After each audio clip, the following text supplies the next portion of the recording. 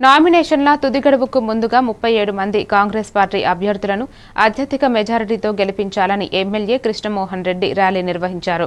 పాత బస్టాండ్ దగ్గర ఆయన మాట్లాడుతూ ఇతరులు మోసం చేయడానికి వచ్చే ప్రయత్నాలను నమ్మకూడదని పేర్కొన్నారు.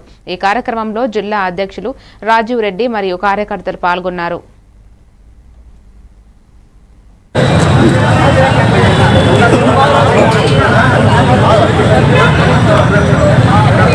ఈ స్థానిక సంస్థల ఎన్నికల్లో మీరందరూ కూడా మా పార్టీ తరఫున ఏమన్నా ప్రతి ఒక్క వ్యక్తిని గెలిపించాలని కోరుకుంటూ, ఎందుకంటే నేను ఎమ్మెల్యేగా ఉన్నా మనకి వాళ్ళ పనులు కావు.